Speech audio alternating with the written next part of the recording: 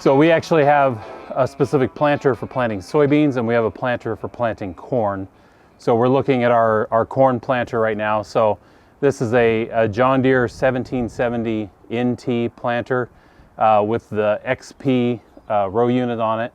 So definitely not the latest and greatest, but the beauty of most of these John Deere row units is things are interchangeable enough and attachments are available enough that we can configure it however we want. But the reason we have our row unit configured the way we do right now is basically for flexibility.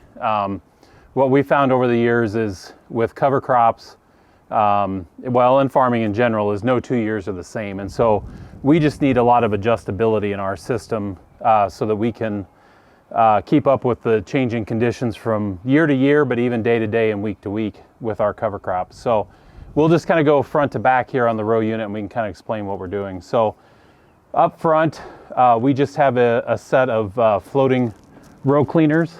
So those are able to move. And we've gone with the floating row cleaners because, again, as we're going through the field, the flow of residue and how that mat of material that can be out in the field can move and adjust a little bit.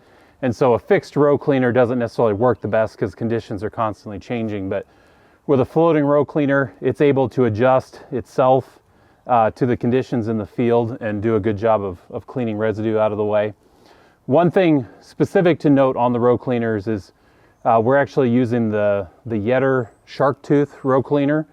And at the time we put this on here, those were kind of the only ones available, but I know everybody's gotten so they have a high residue trash wheel that's able to actually knife or cut through residue.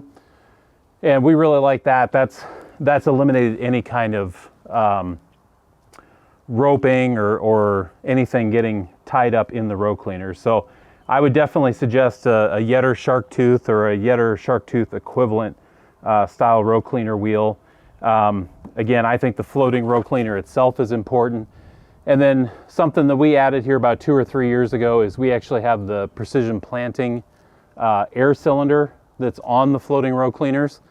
And the reason we've done that is there are times where we might be planting a field where we're planting onto strips or into a zone that we've created where there's no cover crop growing.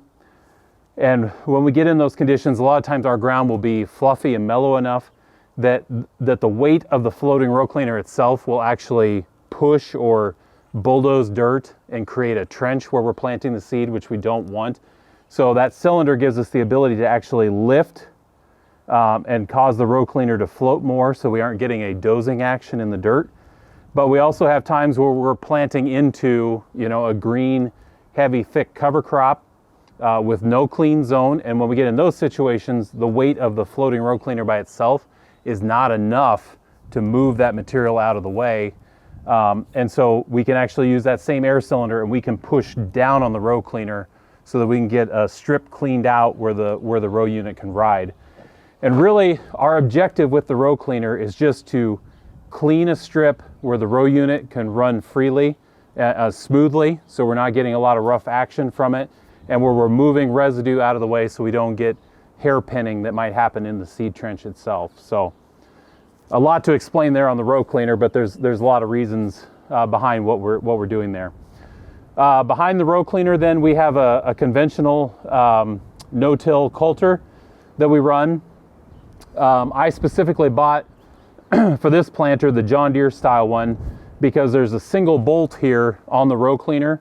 So with that single bolt I can pull that out and I can actually remove the no-till coulter. So like last spring when we were in very, very dry conditions, we were getting too much mixing of the soil. We were getting dry soil down in our seed trench. So with one single bolt, I was able to take all of the no-till coulters off the planter. So in under an hour, I could have the whole planter, have the row cleaner, or the no-till coulter removed and be planting without that. So I like the coulter there. When we get into really thick, mulchy, thatchy situations or where we have a lot of growth from the cover crop, I like the no-till coulter because it tends to loosen up just a little bit of soil right there around where the opening discs are going to be, and it gives the planter just a little bit more loose soil to work with. We've seen times where if we have a lot of root growth from the cereal rye, it's kind of like using a box cutter to cut through a carpet, and there's just not a lot of extra loose soil there to help close up the seed trench. And so that no-till coulter just helps to loosen that up and give us a little bit of soil to work with. So that's why we have the flexibility to take the no-till coulter on and off as we see fit. So behind that, we're running pretty conventional opening discs on the planter itself. We run the 3.5 millimeter disc, which is just a little bit heavier duty disc, so it doesn't have quite as much bending or deflection in it as it's opening the trench, but otherwise it's just a conventional opening disc. Our gauge wheel is just a conventional gauge wheel. Nothing special about that. On the back, we've gone to the Yetter poly twister wheel for our closing wheels. And so what we like about this is a conventional rubber wheel. Again, if we're in really thatchy, mulchy situations or where we have a lot of root mass in the soil, at times we've had trouble where the rubber wheel just can't quite press that trench back together or doesn't close it as well as we wanted. And so the spiked wheels here give us just a little bit more aggressive action, where it's kind of like your knuckles if you're kneading bread. Those little poly wheels kind of push in, and we can create more pressure on each one of those individual points than we can on just a smooth wheel by itself. So it gives us the ability to go more aggressive if we need to close the trench. But I like it where it still has a blunt, flat surface in between the wheels, so that I don't have to worry about these spikes going too deep where they could affect where the seed is at itself. I know some of the first spiked wheels that came out, one of the issues you could run into is where the spikes would get too deep in the soil and would start disturbing the seed that you had just planted, or maybe even start lifting it in the trench. So these give us a good packing action, give us a more aggressive edge if we need to, but it physically prevents itself from going too deep and affecting the seed itself. The closing wheel, or the closing wheel tail, then just has a conventional down pressure spring that we're able to adjust accordingly. Typically we don't have to run very much pressure on that. We like to try to leave that as loose and fluffy as we can to make it easier for the seed to get back out of the ground, but making sure that we don't leave any air pockets or anything like that. And then on the back, we've run a drag chain. These specifically are a Yield 360 drag chain, where they actually mount onto the bolt of the closing wheel itself. And so it's just a square chain that, again, if we get into situations where we don't have a lot of soil to work with, it just seems like that helps to drag any loose or extra soil that is around and just kind of seal the top of the trench off, so we don't have to worry about moisture or air getting down into the seed trench and causing germination issues. So that's kind of how we've set up the row unit from front to back across the machine. The other thing we've done on this one is we've converted the planter over to airbag down pressure. So as the planter is going through the field, there's times where we need more force to get the opening discs down in the ground to the proper depth. And so the airbag here gives us that ability to adjust it. I think if an individual can go to a hydraulic downforce system, I think that would be the ultimate. At least with the airbags on this one, we're able to watch and observe how the row units are riding, and we have the ability to adjust the pressure in the bags from in the cab. So we have the ability to kind of adjust that and keep moving it around in real time as we go across the field.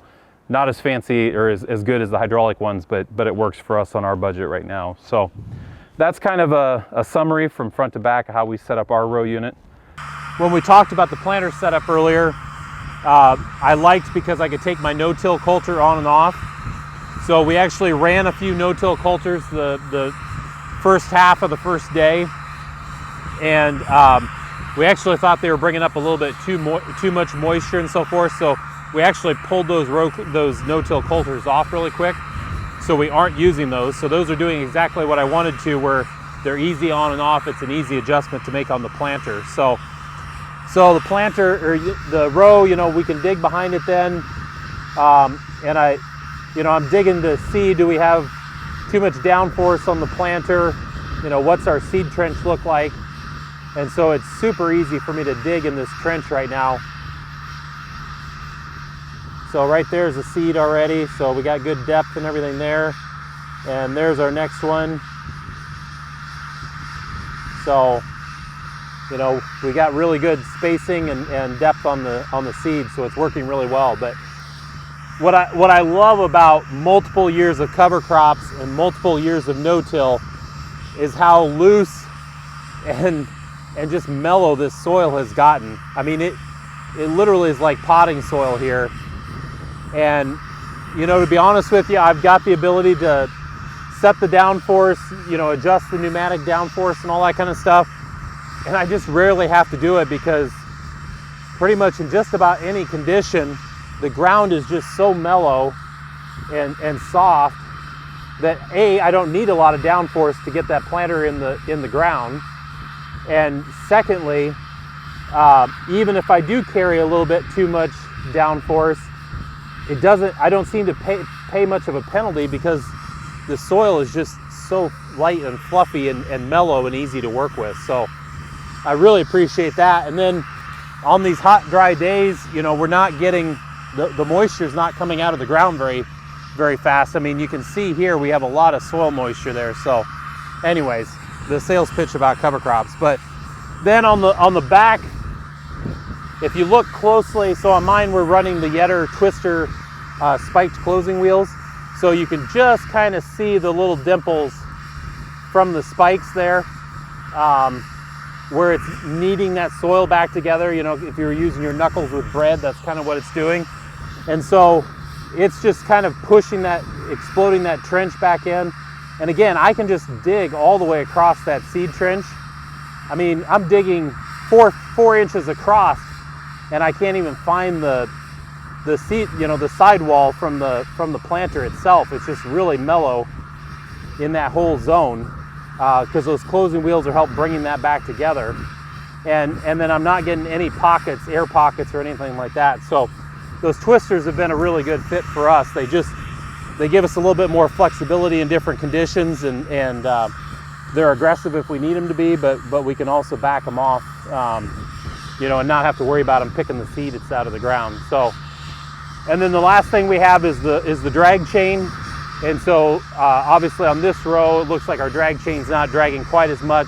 It might be bringing a little bit of this residue back in, but you know, it's just trying to pull some of the softer, looser dirt in over the top.